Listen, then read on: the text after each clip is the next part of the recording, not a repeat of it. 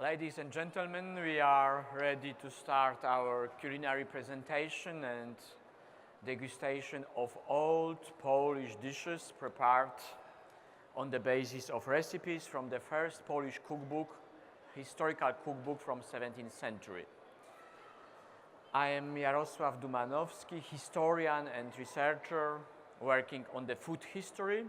I am from Poland. It's the reason that we would like to propose you Polish dishes. There are not actually nowadays Polish dishes, but something, not actually nowadays present Polish dishes, but something historical, forgotten, rediscovered, maybe excepting the first dish. We work in some way together in the famous big Polish museum in Wilanów. It's in Warsaw, capital of Poland, in the residence of the famous Polish king from 17th century, John III Sobieski. The residence is sometimes called the Petit Versailles, small Versailles, because it was built a little and smaller, but in some way nicer and really easier to be visited because it doesn't take so much time. So museum is a publisher of our historical cookbooks. We have just published the seventh volume of the recipes from 16th, 17th, 18th century. And then the first volume was translated into English, and then the head of the museum has a perfect, nice, impressive idea to give a work to cooks, to chefs. It's a very rare example that chefs works in the museum for the museum, not just in the restaurant or bar in the museum, but they are workers of museum cooking and teaching people how to cook, how to prepare some old former dishes, and trying to teach people by the cookery, by cuisine, about history. It would be also our goal today. Menu. Actually, what is menu, chef? Maciej Nowicki and Norbert Sokołowski, chefs, cooks from the Royal Museum of Wilanów in Poland. So, dzień dobry. It's for us a great honor and pleasure to be with you guys. And for today show, I was a little bit in trouble because a few days before I came here, maybe a few weeks, I was thinking what I supposed to give you to try. So I decided to do not make classical workshop and giving you step-by-step direction how we're supposed to prepare the one dish exactly, but roughly tell you more things and give you things to try.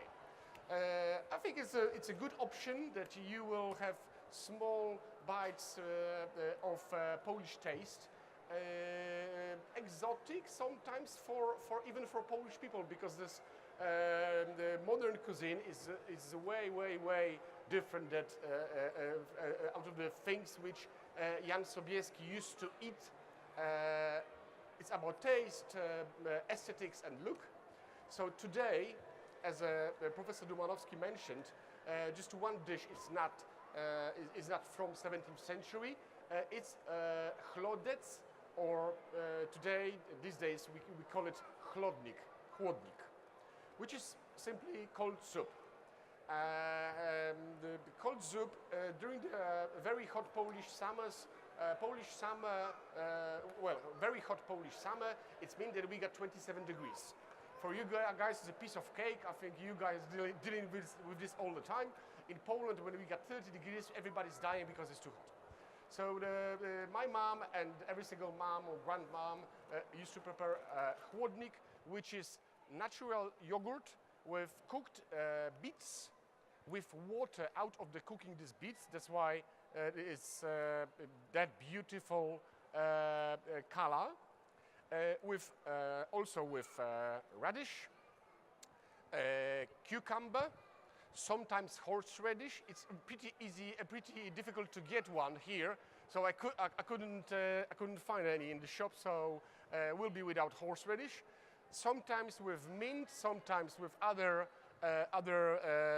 herbs like dill, chive. But main ingredients is milk with natural yogurt or natural yogurt, cucumber, always beetroot, radish, and must be refreshing, must cooling you down, and that's it. Yeah. So it's very simple. Cold soup is called chłodec. That's the term from the 18th century. But more about old recipes and how to get from the recipe to the dish, say Professor Dumanowski. So full menu consists of the cold soup. Then we will have, I hope, an opportunity to taste a pate, a Polish pate from 17th century, and at the end a Polish dessert with quite strange name, really something that says literally nothing to Poles. Arkas, so a kind of dairy dessert with saffron, lemon, and what? And almonds. Sorry to interrupt you, but Yeah. I forgot about one important ingredient, which is egg. In Polish traditional chłodnik, always supposed to be egg. Sometimes it's an egg of quail, sometimes a duck egg, but always must be egg. That's it. And in this menu, only the first dish is something still popular, still really easy to find anywhere in Poland, but only in summer and maybe the spring. Actually, it's exactly now when we start to eat it in Poland. You must know that Poland is northern country in Europe with quite cold climate, comparing with Emirates, for example. But we feel we need a cold soup because, first of all, sometimes summers are a little hot or we are a little more delicate as exposed to the hot. And then after the winter, long winter, we feel that we need different fresh new vegetables. Actually, nowadays it's not a big problem. In globalized Europe, in globalized world, we obviously may have fresh vegetables during whole winter. But in traditional cuisine during hundreds of years, people in Poland and in most of European countries, excepting maybe Mediterranean, have had no access to fresh new vegetables during very long part of the year. So it's a kind of big portion, big mixture of new vegetables like radish or dill or literally everything. And it was and still is so popular that we can find dozens of versions of this cold soup. It's a little funny because the most classical Polish cold soup is called Lithuanian cold soup. Lithuania is a small Baltic country, our neighbor. So it's very often presented like this. And it's easy to recognize because it contains red bits. So the color is specific, but a little red or pink. May you show a color to camera? A little? The small one maybe. It's dangerous. So, but there is still many different versions. There are two essential groups because the systematic of chłodnik is a very important thing. It's a kind of science. So the red one with beetroots, and the white one without beetroots. During the history, it was so really loved, so really appreciated that people sometimes really quarreled about the kind of chłodnik that should be served for people. So in order to avoid some quarrels, discussion or problems, conflicts, cooks in 19th century proposed something like cold soup buffet. So they proposed a base, so some cream or sour milk or yogurt, and all ingredients were put in separately in order to allow you to choose your own composition. So, as I already said, it's something still existing in our cuisine, but it's a little less different kinds, versions. Actually, it's a treat of every contemporary cuisine. We tend, in every country, in every continent, to know to prepare less and less different dishes. Some, even few generations before, every small region, every town, or almost every family had its own version of national dish. Nowadays, very often we got, I don't know, pizza everywhere, hamburger everywhere, but this time, maybe it's good in Italy, maybe someone really specialized, but imagine that Polish cook would like to prepare a pizza. I think it would be quite splendid with them, but they will be never so engaged, so master like Italians. It's no sense. Yeah, we touched on a very important subject because 2 or 3 hours ago, Professor Dumanowski had a small lecture Great lecture. Sorry? Not small, great. Yeah, great lecture, yes, but I mean short. So this subject of globalization and food is being touched. So Professor mentioned that every single small region in Poland got his own habits in the food. It's not. It's very often that in Poland people doesn't know much about regional food, which is in a distance 200 or 300 kilometers. We're still finding out about our regions, right? And the globalization is destroying it. So that's why, in my opinion, of course, humble my opinion, it's very important to think what we do. We see a great sense of this work because we're trying to save this massive knowledge about how complicated and how many colors of regions is in the world. So when you take an Instagram or Facebook these days, the food all around the world looks completely the same. When I'm coming to this country, I'm not interested to go into McDonald's or pizzeria, right? But I'm trying to find out more about your culture, by your taste, right? Otherwise, there's no point of traveling or meeting a new cultures, people, etc., etc. And what about the clue of our job? On a daily basis, we work with recipes which doesn't contain any quantities. The master chef who wrote Compendium Ferculorum, Stanisław Czerniewski, he assumed that he will prepare the book for the other professionals. That's why very often in those recipes is just ingredients mentioned and very archaistic method of cooking.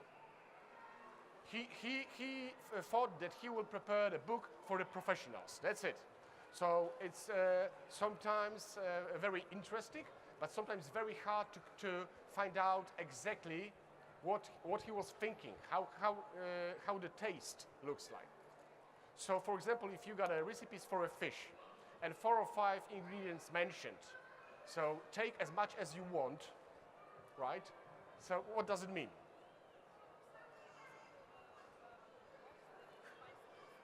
What's the spices? We will get there. We will get to the spices very shortly, because it's. Thank you for a question. It is an interesting question because probably you see on this table many ingredients which doesn't link really much to the Polish food, and it's very interesting because in 17th century Polish cuisine we used to have loads of exotic ingredients. But also, we have to mention, and it's very important, that Compendium Ferculorum, the book which the professor holds in his hands, it wasn't a book for ordinary people. This is cuisine for the wealthiest of the country, of course, because 99.9% people in Poland these days, I'm sure about it, have got no idea what the cinnamon is or lime. Yeah, the people could afford to have meat on the table. We don't know exactly, but once a month, 2 times a month.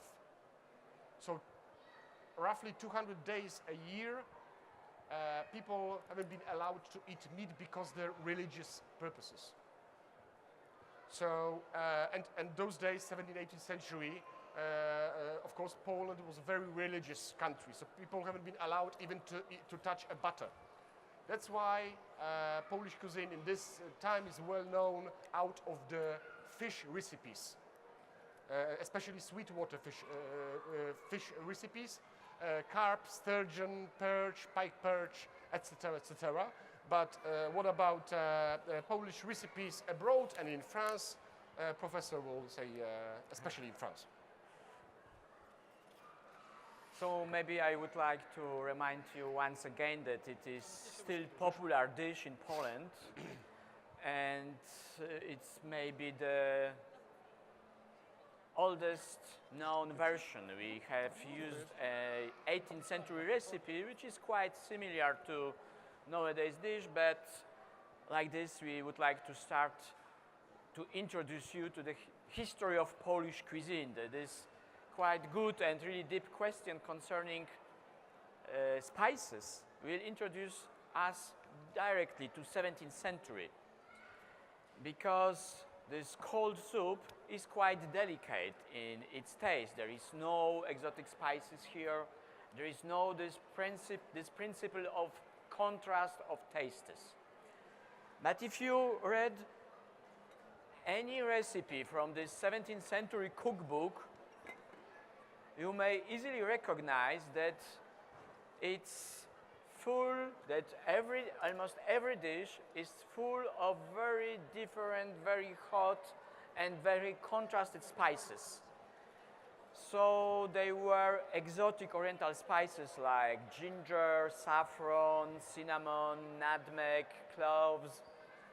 They were added in very big quantities to almost everything.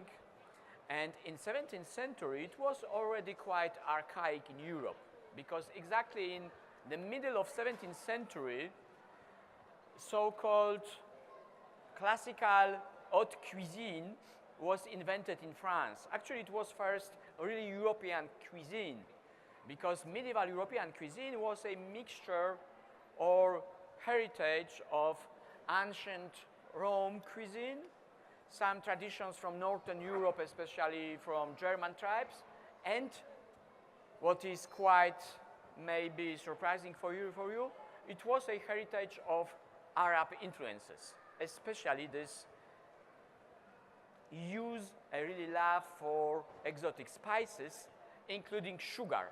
Sugar was also a kind of spice added in very small quantity to almost everything, especially meat and fishes. It was almost never used for the dessert, for sweetness, because it was so expensive, so rare, that it was always placed somewhere between saffron and pepper. So, before announcing next dish, first one coming really from this old history, we are quite curious of your impressions and opinions about Polish chłodnik. So here, right side had an opportunity to taste it. Is it really Polish? Because sometimes historical versions may be surprising for us, for Poles.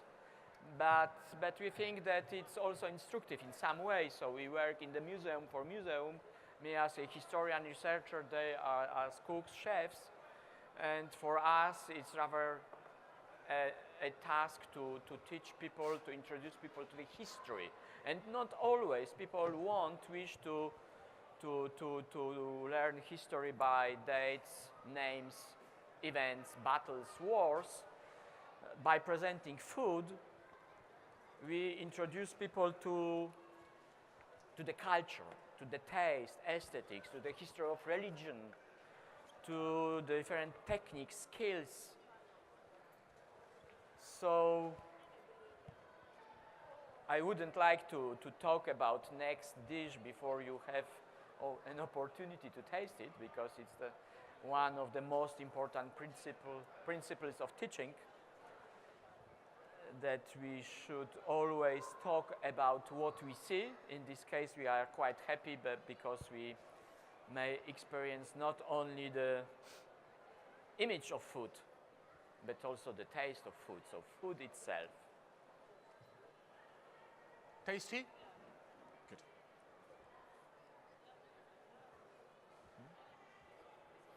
Okay, fine. Someone against? Who is? No, no one. Fine. Thank you. Professor Dumanowski mentioned about education and the staff, etc. Is a part of modern thinking, modern way of teaching the staff by the Americans used to say blast by the past. It's a part of living history. Now museums changing all around the world, and it's not anymore to have just paintings on the walls, but people would like to have an opportunity to touch something. So that's exactly what we do, is a part of this new wave of showing, teaching the children how things used to taste.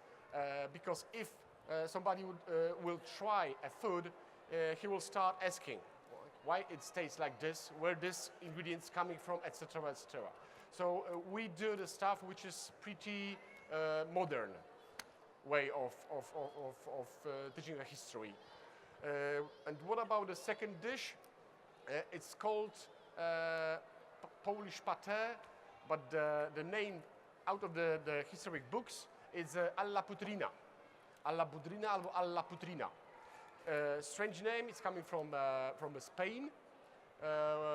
Stanisław Czernyski borrowed the name of the dish, and it's simply cooked, shredded meat. The first element of interesting taste of pate, and it's till these days, but now we do the pates in Poland mainly out of the chicken, and it's minced chicken and mainly stuff in the shops. We got no idea what's in it. A few hundred years ago, making a pate, it was always stuff out of the premium cuts. So birds, goose, duck, guinea fowl, beef, veal, so premium meat with loads of ingredients. So today you will try the Polish pate alla putrina, made out of the goose, duck, beef tail, and guinea fowl. Why beef? Tail is one of my favorite parts of the beef because contains loads of collagen. Right? Every single part of the body which works a lot contains collagen. Collagen, first of all, it's tasty, it's fatty. Fat means taste, but also keeps the stuff together. So when I got stuff done from the oven, pulling out, cooling down, taking stuff all together, and season very well. So I put into this pate saffron, pistachios, almonds, salt, pepper, obviously, a little bit of vinegar.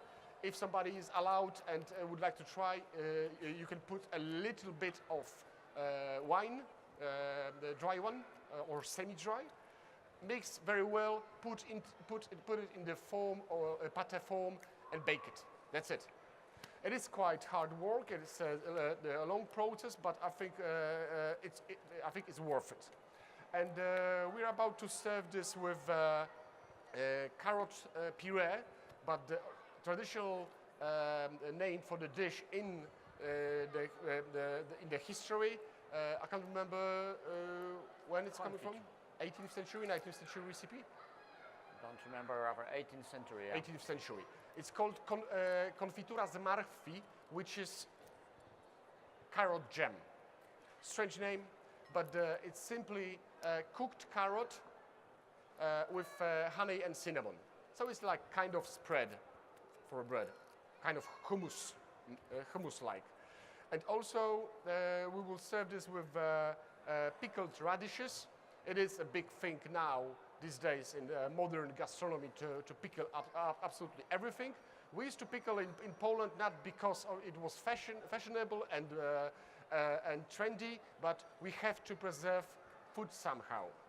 Those of you who are very interested in modern gastronomy know that these old preservation methods are now very modern methods of cooking. That's why we got a smoky stuff, we got a pickled stuff, etc., etc.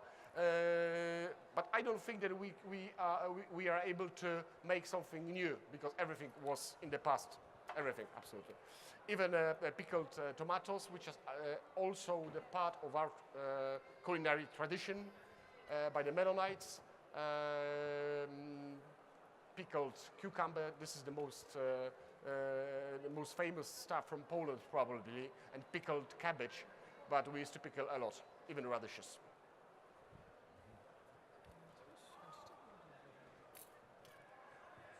As it was already said, the inspiration for this recipe, for this pâté, comes from the first Polish cookbook from 17th century. It was published in Krakow, so the first former historical capital of Poland, a place really worthy to be visited, like whole Poland, but Krakow is really famous in whole Europe and worldwide for its monuments and architecture, culture, university, and for restaurants and culinary traditions. Anyway, the cookbook was important thing in this time because the king, the Polish king John I Sobieski, a famous victorious leader and one of Polish national heroes, decided to grant nobility to the author of the cookbook. It was really extremely rare because usually in Poland at this time, king was allowed only to grant a nobility, to nominate a man, a noble, only for the reason of heroism in the war. And here a cook, a chef, obtained a nobility, became a noble. I would like to invite you to discover an original recipe with me, just to compare it a little later during next degustation with an offer presented by our chefs, just to try to understand what does it mean, inspiration, how we can read a recipe. Read like me, just reading, and read like them, working. So it's once again this alla putrina or olla podrida, something still quite popular in Spain. However, it's popular as a name only. It's completely different thing. Olla podrida nowadays, it's a one pot dish, a mixture of different, it's a kind of stew. And here we got a pâté, however, quite different than nowadays pâté. So I would like to read some fragments. Take of veal, partridges, so small wild birds, kind of the fowl. Hazel grouse, small fowl, capons, chickens, pigeons, good sausages, browns, smoked tones, and whatever you fancy. So first of all, there are many different ingredients. It's quite complicated. It's meat, but you have some white or some, I don't know, about 10 different ingredients. Among them, something really very difficult to find nowadays. Partridges, the small wild birds, are still possible to be met in Poland. But for example, hazel grouse, a kind of bigger wild hen, is almost completely vanished. So it was very difficult for them to do it literally, like it is written here. Moreover, it would be a crime because hazel grouse is under strict protection. So eaters, gourmet like you, ate so many hazel grouse during hundreds of years that it's almost completely vanished. And it's not only a case of this recipe, this dish, and this animal. It's something, this ecological concern that we have. It seems that we have more and more food. It's true. We eat more as the quantity is concerned. We eat more calories, but we have less and less products. We know less and less animals, less and less plants, especially wild plants. So it's not only a simple recipe, it's a story about the forgotten past, not only taste, culinary traditions, but also completely different worlds. Then what is important here is the taste, this exotic oriental spices, so important in medieval cuisine in whole Europe, but only in few countries, in Eastern Germany, in Scandinavia, Poland and Russia. They were still popular in 17th and 18th century. And under French influences, from the middle of 17th century, people in Europe started to avoid to combine many different flavors in one dish. So here, in this description of the pie called alla putrina or alla podrida, by the way, it was hundreds of years ago, it was typical festive dish prepared mainly for Easter time. Polish king used it to eat this alla podrida during the Easter, so one of the main Christian festivities of the year. As far as the taste is concerned, the cook, the author of the first Polish cookbook, advised us to add salt, pepper, so still classical spices, but also ginger, nutmeg, cinnamon, limes, olives, and raisins. Like this, we have something that is in the same time spicy, acid, and sweet. Moreover, he advises us, or he advises them, to prepare a sauce on the basis of wine with big quantity of vinegar. Vinegar is really essential here because people loved, and still, we Poles love the acid taste. We tend, as Maciej just said, to very appreciate fermented vegetables. Acid taste, it seems to be really ours, really Polish, really traditional. But we have to mention that vinegars these days used to be a little bit easier to taste because they were way more gentle. And also we used to make vinegars out of absolutely everything, even from white edible flowers. We got here, I can't remember now, I got a big hole in my head, but I will remind myself in a few minutes how is English translation of this flower which I got here. Elderberry. Yeah, of course. And it's beautiful flavor. And also very gentle vinegar, giving you chance to get a little bit flavor of absolutely everything, even a dessert. So if you will add some vinegar into the chocolate or sponge, it makes exactly the same stuff as a lime juice or lemon juice. So acidity bringing a flavor up, right? As we know about it. Sorry to interrupt.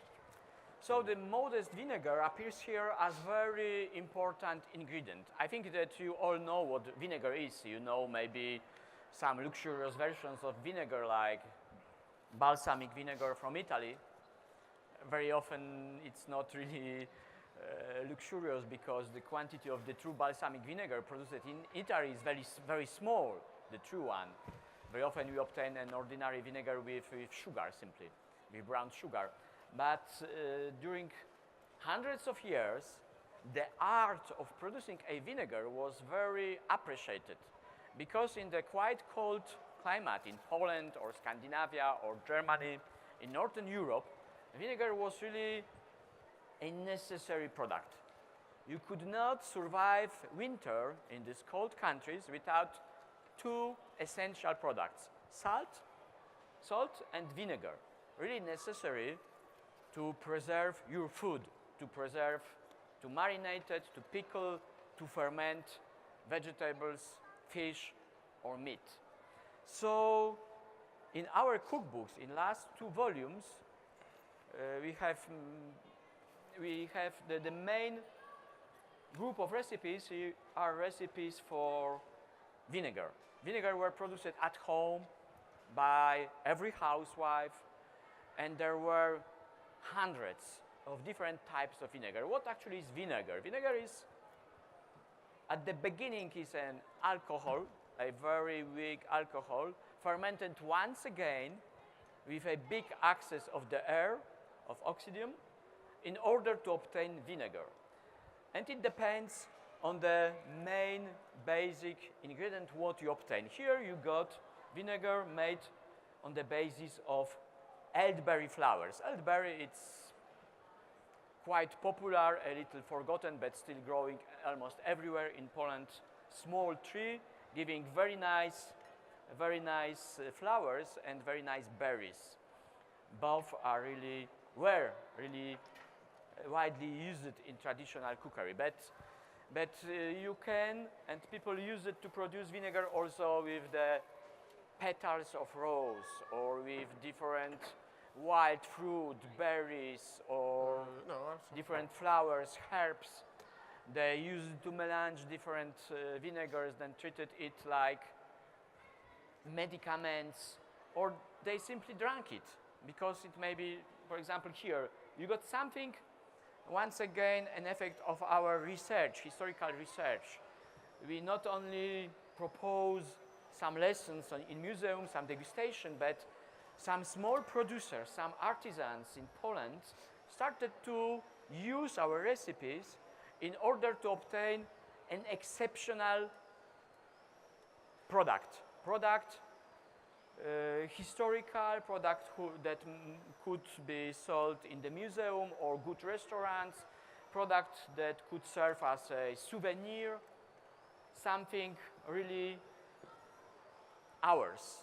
In Poland, we have to a little discover or rediscover our culinary tradition because a big part of it was forgotten after Second World War, the changes of borders and migration of people, and actually elimination of class of gourmet, and the fact that big talented chefs actually vanished, disappeared under the communist time as one of the numerous examples of things and persons that vanished during communism. Anyway, nowadays in Poland we got a real, true renaissance of cookery and culinary art in many different versions.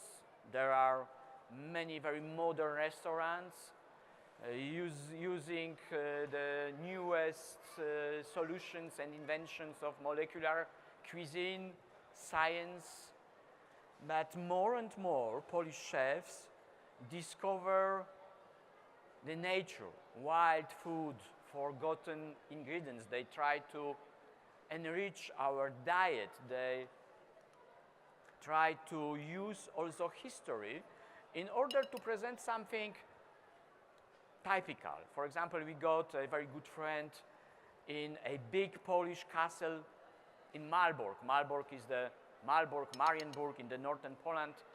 It was a residence of Teutonic order, so they were crusaders, if you know what I mean. Anyway, in this place, the cook start to reintroduce some old medieval recipes from 15th century, written in German, but written by cooks of the Teutonic order, but these crusaders who came from Palestine to Poland. They were installed in Poland, and we were not very happy with that.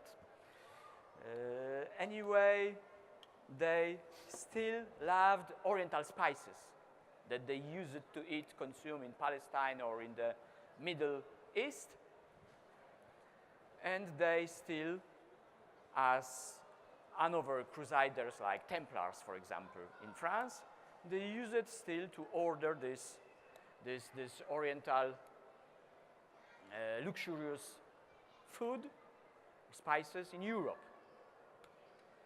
Another good example is, of course, the Museum of King John I Sobieski, when, if you come in Poland, I encourage you, really, you may not only visit the museum, but you may assist in the lesson of historical cookery led by chef Maciej Nowicki and Norbert Sokołowski. But also the usage of spices in these days, it was in purpose. So today, if somebody is a little bit more wealthy than my neighbor, I'm going to buy an Iceland on somewhere in Europe, or 5 brand new Mercedes Maybach, right? But 300 or 400 years ago, to show off that I'm able to have a pepper or saffron or ginger, yeah, I'm going to put this into my dish. So it was kind of showing off, yeah, the sign of power, of wealth. I'm able to have the spices while you're not able to get it because you can't afford. So just to give you an example, a few hundred years ago in Poland, or in whole continental Europe, of course, the spices were that extremely expensive that if you would like to buy, I don't know, 100 or 200 grams of pepper, you could equally buy a few villages with people in it. Yeah? So it was that expensive, and was till pretty much beginning of 19th century.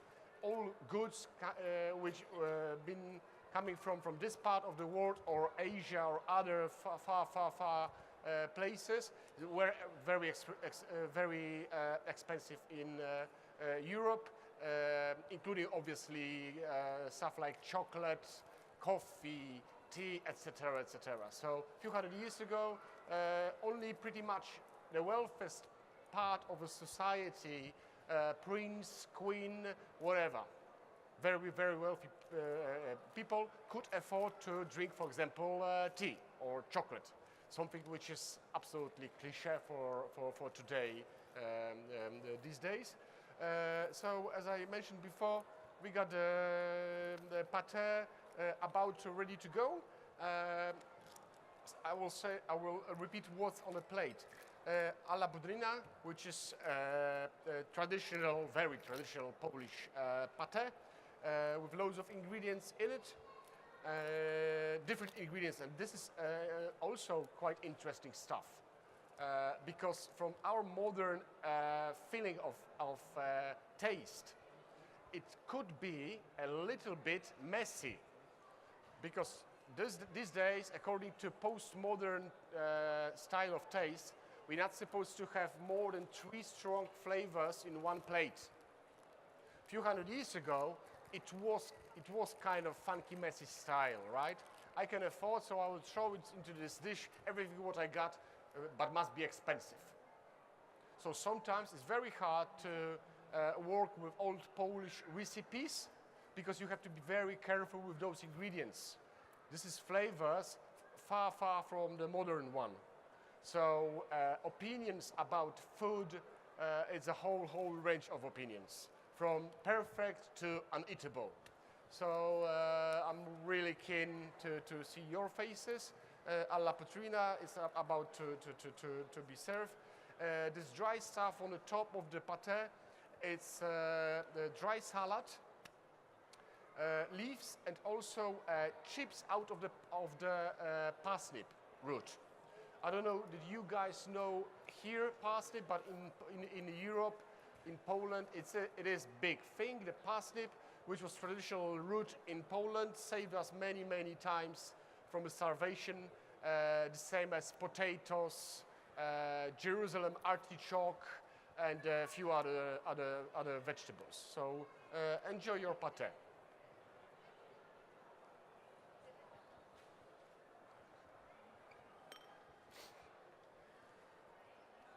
This kind of cookery, this kind of cookery, it's not only a lesson of history, it may serve also as a lesson of geography, or rather historical geography. For example, these oriental spices, do you know where they came from? Most of them came from Indonesia or Indonesian islands, so-called roots island of spice islands, part of them from India, and like saffron from Persia, for example. So they were bought or ordered from very far. Using this kind of very exotic and extremely expensive food, or just spices, just addition to food itself, was linked with very intensive commercial contacts. So it doesn't mean that Poles or Germans, so Europeans, went to Indonesia to buy, for example, cloves or sugar. Not at all. They were sent by steps, by different groups of people, and in the last moment, very long time, this commerce was performed by Arab merchants. So it was very important thing. Then they started to be popular actually during the Arab domination in Spain, and then after Crusades, after the times of wars, but also intensive contacts, commercial contacts. Commerce is always very important here. And do you know, for example, where from sugar come? The sugar produced from sugar cane, as it was used in medieval times, where from it comes?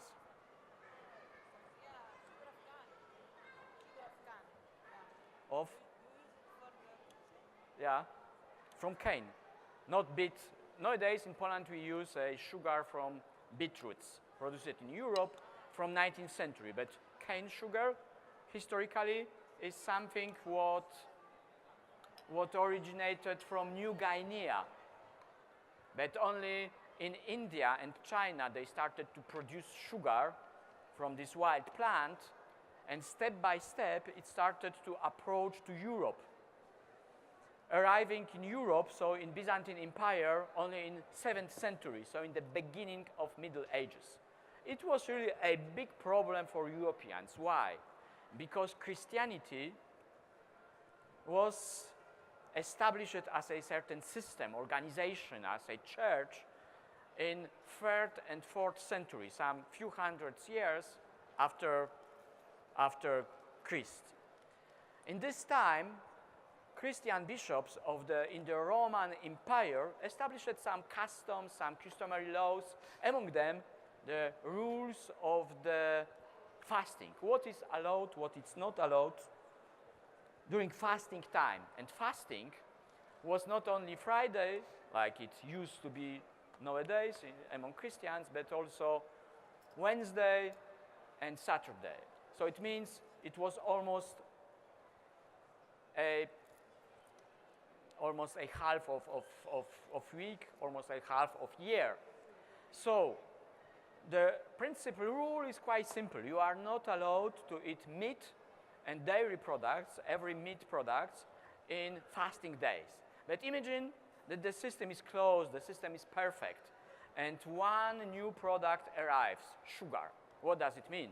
People in Europe have no idea how sugar is produced. They have some association with bees, sometimes camels, because sugar smelled like camels, because it was transported like this. And sugar was extremely expensive. So one question arises, how and why were you allowed to eat something much more luxurious than local meat, local fats, local milk, for example? So it was very deep discussion concerning not only food but also religion during medieval times, and very long time during, for example, Renaissance and Baroque. Religion was the main rule of different principles of work of cook. For example, this specialization in fish cuisine, for example, big quantity of different vegetables, and a real true love for sugar that was definitely recognized as a food allowed during the fast. So it was one of the main reasons of a big carrier of sugar in Europe. You could eat luxurious food with still respecting Christian fast. It means that we are close to prepare a dessert. Also very interesting thing was how those spices get to the Europe. So the method to preserve the spices is this. Sure. This is a gingerbread. Today, we think, when we think about gingerbread, we think about dessert. But this one, it's a reenactment fruit, because one of our colleagues in the beautiful city of Toruń, probably you know the city of Toruń because Nicolaus Copernicus used to live there. And me. In the city, yes, yeah. The professor is coming from Toruń. So what about the gingerbread? Gingerbread is just flour and spices. So a few hundred years ago, it wasn't considered as a dessert, it was a part of seasoning.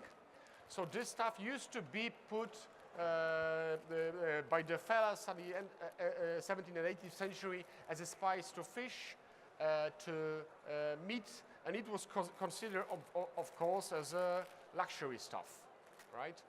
And what about the holistic system of thinking about food? It is quite interesting stuff about European taste, because in ancient Greece, lived a fella named Hippocrates. After him lived a fella named Galen. And those guys put together a few theories and created humorical theory, which in reality, Hippocrates, according to water, fire, etc., created a map of, and Galen, of course, Rome doctor, we could say today. He created theory about temperaments of a person. And this theory gave massive impact how we used to think about products and ourselves, medicine, for next 1,600 years almost. And also, it's pretty popular in first Polish cookbooks to match the products to the temperament of a man. So, for example, melancholic person couldn't eat some products because it wasn't healthy for him. Modern science obviously destroyed this theory, but it is quite interesting piece of history, our history in reality, because after Hippocrates, loads of scientists from this region also took those theories to your culture as well. All right, dessert. A few words about about dessert. One of my most important, interesting things and group of recipes in those books, including, of course, first Polish culinary book, Compendium Folklorum. It's dairy desserts. So as we mentioned before, nobody among the people, ordinary people, could afford to buy sugar and other stuff. So obviously, people used to make desserts among of these things which they've been around. So what was around? Honey, obvious. Yeah. Poland used to have loads of forests. So obviously, honey and dairy. In this first Polish culinary books is a few very interesting desserts made and based on dairy, double cream or milk, sugar or honey, whatever you can get. Nuts, very often almonds, very often pistachios, lime juice or lemon juice, and that's it. So we got, excuse me. Yes, exactly. It's been taken up by the semolina. Could be taken up by the rice, and also we got on this first Polish cookbooks the recipe called bianka, for example. This is pretty much the same dessert, but as a thickener was used rice. Mostly we can compare this as a consistency to panna cotta or creme brulee. Yeah, the kind of stuff. So simple, very easy and quick dessert. It's just a milk, semolina, blend it up. Yeah. In the past, they used to get the stuff through the chinois, the stuff. And after this, I put quite a lot of honey, quite a lot of lime juice, nuts, and also on the top of it is a strawberry with a touch of elderberry vinegar to make stuff quite more interesting, right? And the pistachios. That's it. Yeah. Sometimes dates are mentioned and fruits. So it's pretty much fantastic dessert for a summer. Yeah. Simple as that. Tasty. Good. Thank you very much. Good. And me, I feel I really need to come back to this gingerbread because I come from the city that is specialized in production of gingerbread. Just try to hear it. Gingerbread, so a mixture of a kind of bread with not only ginger, but many different spices, with flour, with traditionally with honey. And nowadays it's really a kind of dessert. It's a sweet cake, very often covered with chocolate. And it's really very important in our tradition because it's often consumed, popular during the Christmas. So another most important Christian festivity, very often used as an ornament for Christmas tree. Here you got really very traditional old example of using it, presented already by Maciej. But imagine how different factors, how big world history contributes to this small, modest thing. How these contacts of Europe, of Poland with Indonesia, China, India, and Arab countries, how contacts intermediated by the use and need of use of hot exotic spices, how they contributed to this completely new product. If you obtained some spices from Indonesia or India in medieval times in Poland, it were already far from being fresh. If you preserve them by merchants during the months, they really lost almost completely the force, the taste. So people started to produce a ginger, this very luxurious product to preserve the taste, the force. And once again,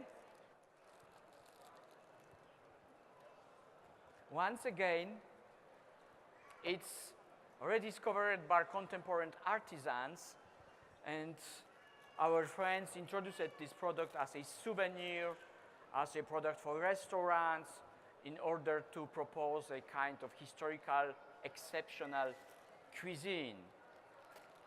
All right, so thank you very much for joining us and for interest.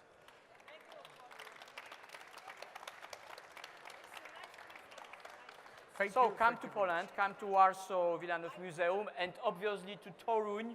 Toruń, Nicolaus Copernicus, you may maybe remember it. If not, address Polish embassy. They can really introduce you to right places in Poland, right restaurants, right monuments. Yes, Thank you very much. Poland is much. a very interesting country because we got the Baltic Sea, we got the mountains, we got absolutely everything. So please come. Thank you very much.